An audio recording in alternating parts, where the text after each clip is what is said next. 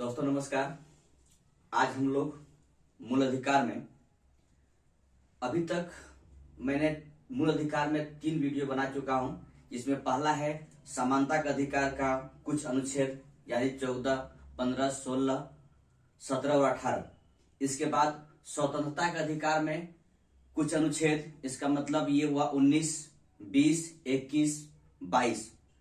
इसके बाद शोषण के विरुद्ध अधिकार में कुछ अनुच्छेद है, जिसे जैसे आप कह सकते हैं 23, 24 और एक अगला जो पाठ है उसमें 25, 26, 27, 28।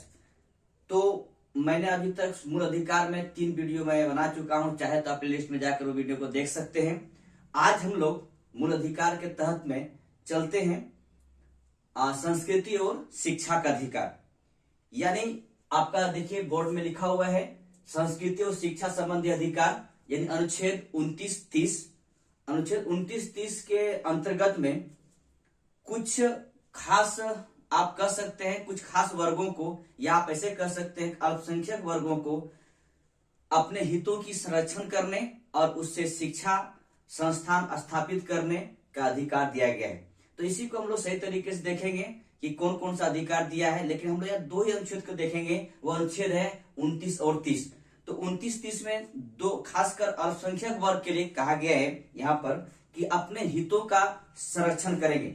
तो पहला ये है कि अनुच्छेद है वो है 29। इसमें कहता है कि अल्पसंख्यक वर्ग के हितों का संरक्षण। देखिए लिखा हुआ अल्पसंख्यक वर्ग के हितों का संरक्षण, यानी देखिए यहाँ पर ध्यान देंगे दोस्तों, 3 बातें लिखी हुई है, भाषा, लिपि या संस्कृति। भाषा, लिपि, संस्कृति जिसका आप कह सकते हैं कि उसे बनाए रखने का अधिकार होगा। भारत के प्रत्येक नागरिक को अपनी भाषा, अपनी लिपि या संस्कृति जो भी है उसे बनाए रखने का उसे अधिकार होगा। ये कहता है अनुच्छेद 29। आप इतना मोटा मोटी समझेंगे इस बात को लेकर कि अल्पसंख्यक वर्ग जो है उसे अपनी भाषा, लिपि और संस्कृति को बनाए रखने के लिए उसका मूल अधिकार के रूप में है, उसे दिया गया है। ठीक है, आगे बढ़ते हैं। देखिए हमारे पास बहुत से आदिवासी क्षेत्र हैं। पूरे इंडिया को अगर आप देखा जाए, पूरे भारत को देखा जाए, तो मेरे पास आदिवासी क्षेत्र बहुत सा है। तो उन आदिवासी क्षेत्र में उनकी अपनी भाषा है, उनकी अपनी लिपि है, उनकी अपनी संस्कृति है। तो उनका मूल अधिकार है कि वो अपनी संस्कृति को बचाए, अपनी भाषा को बचाए और अपनी लिपि को बचा के रखें, जिससे उसका हित का संरक्षण हो। तो यहाँ पर साफ साफ समझेंगे, अगर अल्पसंख्यक वर्ग को हित का संरक्षण करना हो तो ये उनके लिए अनुच्छेद है, अनुच्छेद 29 के तहत। आगे एक अनुच्छेद है वो है अनुच्छेद 30। तो अनुच्छेद 30 में कहता है शिक्षण संस्थान की स्थापना किसके लिए? उन्हीं वर्गों का। अल्पसंख्यक वर्ग अपने शिक्षण संस्थान की स्थापना कर सकता है, स्थापित कर सकते हैं और संचालित भी करने का उसी का अधिकार होगा। अल्पसंख्यक वर्ग यानी फिर से मैं बोल रहा हूं, अल्पसंख्यक वर्ग जो है उन लोगों द्वारा अपना शिक्षण संस्थान स्थापित कर सकते हैं और संचालित भी कर सकते हैं। दोस्तों आप इतना समझेंगे मोटा मोटी बात पर कि 2 अनुच्छेद है 29 और 30। इसमें सिर्फ इतना समझेंगे कि अल्पसंख्यक वर्ग पहले अपने हित का संरक्षण कीजिए, अपने को पहले बचाइए, अपने हित के बारे में सोचिए। इसके बाद अगर आपका हित बच जाता है, संरक्षण हो जाता है, तो आप शिक्षण संस्थान की स्थापना कीजिए। ठीक है, तो यहाँ पर एक चीज और देखिएगा, लिखा हुआ है भाषा या धर्म। भाषा या धर्म के आधार पर सभी अल्पसंख्यक वर्गों को अपनी रुचि का शिक्षण संस्थान की स्थापना और प्रशासन का अधिकार होगा। यानी भाषा और धर्म के आधार पर चाहे तो अल्पसंख्यक वर्ग अपनी शिक्षण संस्थान स्थापित कर सकते हैं, इसके बाद उसकी स्थापना भी कर सकते हैं और उसका प्रशासन भी वो चला सकते हैं। ये आप ध्यान रखेंगे। तो 2 अनुच्छेद था, ये है अनुच्छेद 29 और अनुच्छेद 30। याद रखिएगा, एक में कहता है अल्पसंख्यक वर्ग का हित का संरक्षण करना है और दूसरे में कहता है कि अपना शिक्षण संस्थान का स्थापना कर सकते हैं या संचालित कर सकते हैं और उसका प्रशासन भी चला सकते हैं। ठीक है, एक अनुच्छेद 31। देखिए मैं पहले बता चुका हूं 31 के बारे में। ये था, इसमें था संपत्ति का अधिकार। संपत्ति का अधिकार मेरे पास रहा, लेकिन 44वें संविधान संशोधन अधिनियम 1978 यानी जनता पार्टी की सरकार जिसका प्रधानमंत्री मोरारजी देसाई हुआ करते थे, उस समय इस अधिकार को मूल अधिकार से समाप्त कर दिया गया, मूल अधिकार से हटाकर इसे कहां रखा गया, भाग 12 में अनुच्छेद 300 का क में। तो भाग 12 और 300 क में रख दिया गया है। अब ये आपका विधिक अधिकार है, आप रख सकते संपत्ति, लेकिन विधि के अनुसार आप संपत्ति रखिए, किसी को कोई दिक्कत नहीं, ना सरकार को दिक्कत है ना किसी पब्लिक को दिक्कत है। ठीक है, तो एक समय ये मूल अधिकार था मेरा, यहां से हटाकर इसे अनुच्छेद 300 का क और भाग 12 में रख दिया गया है। ठीक है, तो ये था आपका संस्कृति और शिक्षा संबंधी अधिकार अनुच्छेद 29 और 30। हम लोग चलते अब संवैधानिक उपचार, यानी कहने का मतलब अनुच्छेद 32 में। अनुच्छेद 32 के तहत में संवैधानिक उपचार दिया गया है। देखिए एक वर्ड है जो हमारे संविधान निर्माता बाबा भीमराव अंबेडकर साहब ने कहे थे कि भारतीय संविधान का हृदय और आत्मा है संवैधानिक उपचार का अधिकार। अनुच्छेद 32 भारतीय संविधान का हृदय और आत्मा है, ये भीमराव अंबेडकर साहब ने कहे थे। इस बात को आप लोग याद रखेंगे क्योंकि ये बहुत बार एग्जाम में पूछ चुका है और आगे आने वाले एग्जाम में भी पूछा जाएगा क्वेश्चन के बारे में। ठीक है, एक क्वेश्चन बनता है यहां से। तो 32 अनुच्छेद 32 देखिए, संवैधानिक उपचार का मतलब ये चीजें यहाँ पर है कि उपचार, देखिए कोई अगर बीमार पड़ता है तो उसे उपचार किया जाता है उसे ठीक करने के लिए। यहाँ पर वही वाली बात है कि अगर मेरा मूल अधिकार का हनन होता है तो मैं किस अनुच्छेद के तहत में सुप्रीम कोर्ट या हाई कोर्ट में जा सकता हूं। तो यही उपचार है आपका कि मेरा अगर स्वतंत्रता का अधिकार हनन होता है, मेरे साथ शोषण हो रहा है, मुझे समानता अधिकार नहीं मिल रहा है, मुझे संस्कृति धर्म के बारे में अधिकार नहीं मिल रहा है, शिक्षा का अधिकार नहीं मिल रहा है, तो मुझे कहां जाना पड़ेगा, किस अनुच्छेद के तहत में। तो ये आपका अनुच्छेद है 32 के तहत में। ठीक है, अनुच्छेद 32 है सुप्रीम कोर्ट और अनुच्छेद 26 है हाई कोर्ट। ये इसके तहत में आप जा सकते हैं, आपको जाने का अधिकार है पूर्णतः। बहुत सी ऐसी बातें हैं कि जो अनपढ़ है, जिसके पास नॉलेजेबल पर्सन नहीं है या फिर जाने में हिचकिचाहट होगी, तो यहाँ पर PIL दाखिल भी कर सकते हैं आप, PIL दाखिल भी कर सकते हैं, यानी किसी दूसरे के थ्रू से आप ये मामले को कोर्ट पर ले सकते हैं। और जाना कहाँ है, हाई कोर्ट या सुप्रीम कोर्ट। दो अनुच्छेद है, सुप्रीम कोर्ट 32, हाई कोर्ट 26।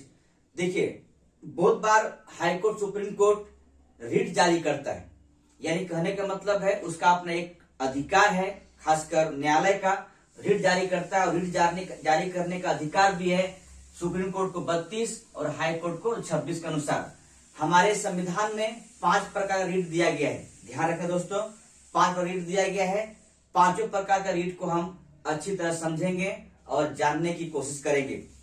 पहला रिट है बंदी प्रत्यक्षीकरण, यानी कहने का मतलब है कि अगर किसी व्यक्ति को, इसका शाब्दिक अर्थ है व्यक्ति को प्रस्तुत किया जाए, यानी कोई ऐसा व्यक्ति जो किसी कारण से अवैध रूप से कहीं बंद है, यानी जेल में बंद हो, तो न्यायालय को अगर ऐसा संज्ञान आ जाए कि वो व्यक्ति अवैध रूप से बंद है, तो उस जेल प्रशासन या फिर कोई भी संस्था जहां पर वो बंद है, उस संस्था को न्यायालय कह सकते हैं कि आप उस व्यक्ति को मेरे सामने प्रस्तुत कीजिए, यानी उस व्यक्ति को प्रस्तुत करने कहा जाएगा। फिर उसके बाद उसका जांच होगी, अगर वो व्यक्ति सच में अवैध रूप से बंद है तो उसे छोड़ दिया जाएगा। ये एकमात्र रीट है जो किसी व्यक्ति के ऊपर जारी किया जाता है।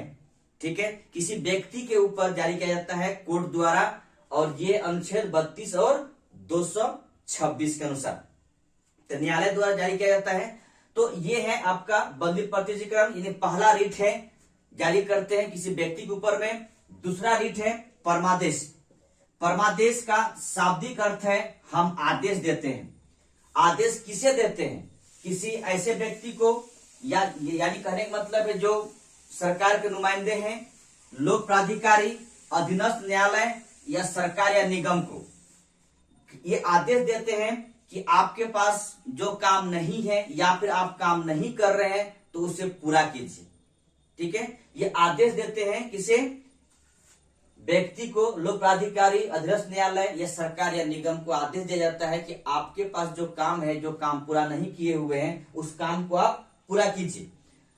अगला है प्रतिषेध। प्रतिषेध इसमें कहता है कि मैं मना करता हूं। कौन मना करते हैं? सुप्रीम कोर्ट या हाई कोर्ट। ठीक है, मना करना है, शाब्दिक अर्थ मना करना है।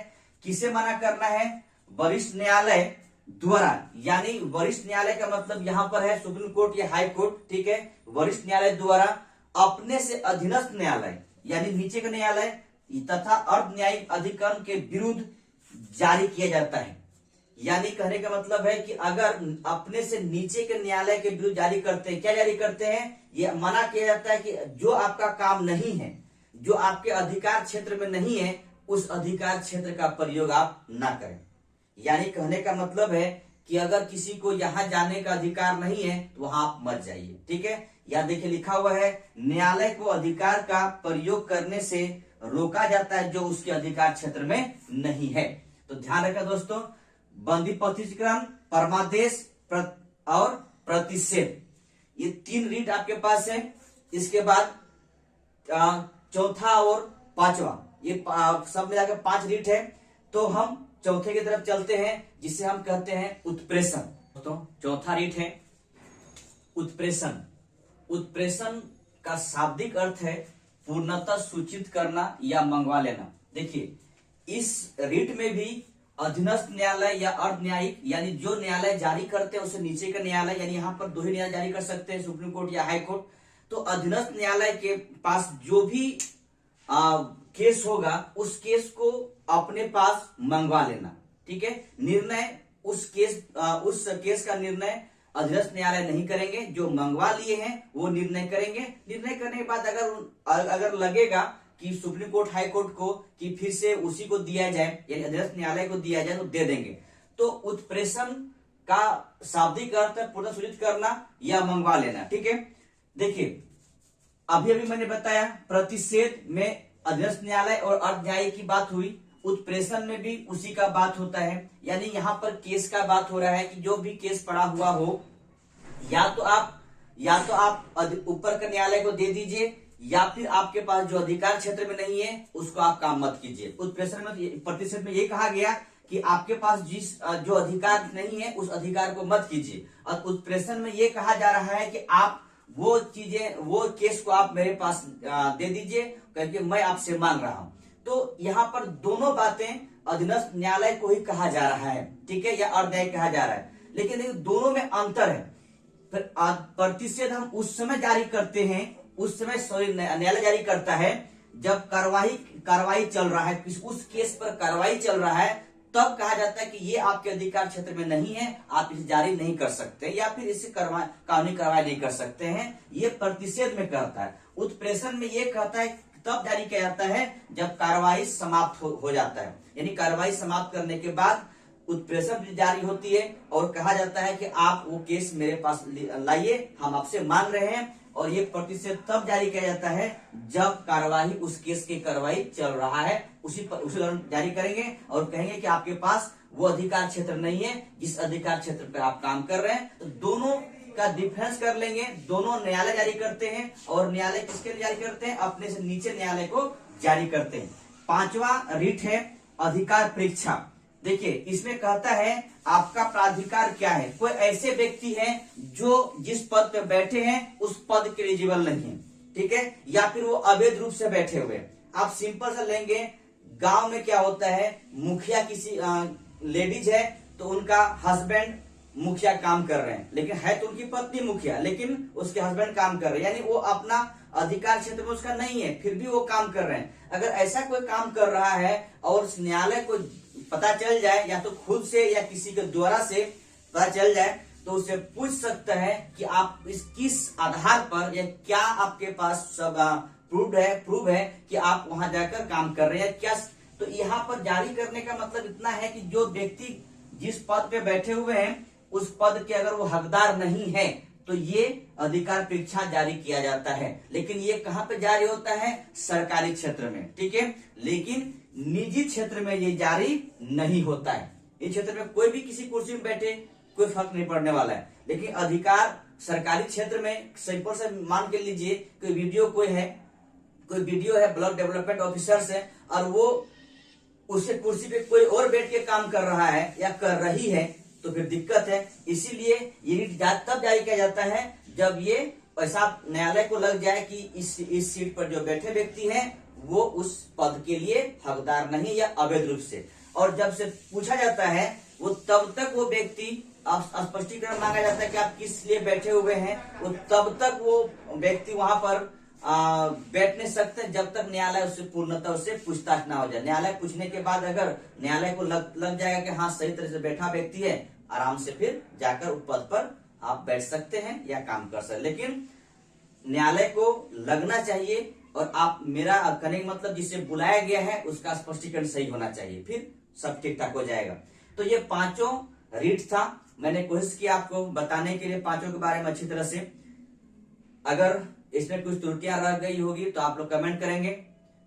दोस्तों, अनुच्छेद 32 के बाद अनुच्छेद 33 ये कहता है सशस्त्र बलों, अर्धसैनिक बलों, पुलिस, खुफिया एजेंसी, ये सब जितने हमारे पास पुलिस प्रशासन है, इसके साथ में उसके कुछ अधिकारों को युक्ति युक्त प्रतिबंध, यानी जो भी उचित हो सके वो प्रतिबंध लगा सकता है। कौन लगा सकता है? वो है संसद, ना कि विधानसभा। विधानसभा लगा नहीं सकता है, संसद है जो वो लगा सकते हैं। किस पर? सशस्त्र बलों पर, अर्धसैनिक बलों पर, पुलिस पर और खुफिया एजेंसियों पर। इन सब पर बलों पर कुछ कहने का मतलब है कि जो इसका अधिकार है उस पर युक्ति युक्त का मतलब है जितना संभव हो सके उस पर प्रतिबंध लगाया जा सकता है। कौन लगाएंगे? संसद लगाएंगे, ना कि विधानसभा लगाएंगे। अनुच्छेद 33 में ये कहता है। ठीक है, आते आगे अनुच्छेद 34।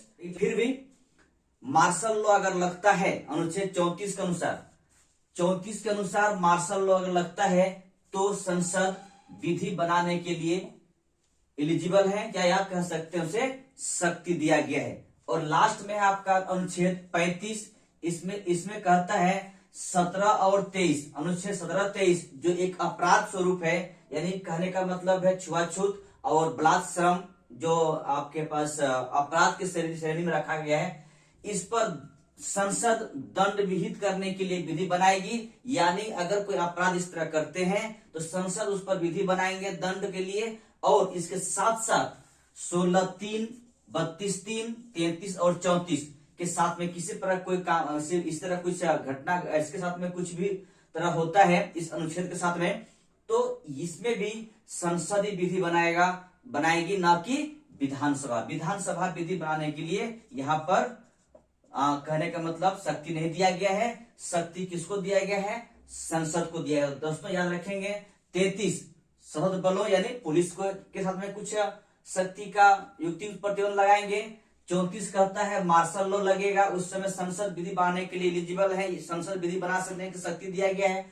और 35 कहता है कुछ जो हमारे पास मूल अधिकार है, उन मूल अधिकारों में जो अपराध श्रेणी में जो भी मूल अधिकार है वो संसद विधि बनाएगा और उस पर दंड का भी विधान करेगा। दोस्तों, मैंने आपको मूल अधिकार के एक अनुच्छेद के बारे में बताया। कुछ कमियां रह गई होगी तो आप लोग कमेंट करेंगे और शेयर करेंगे, सब्सक्राइब करेंगे। थैंक यू, धन्यवाद।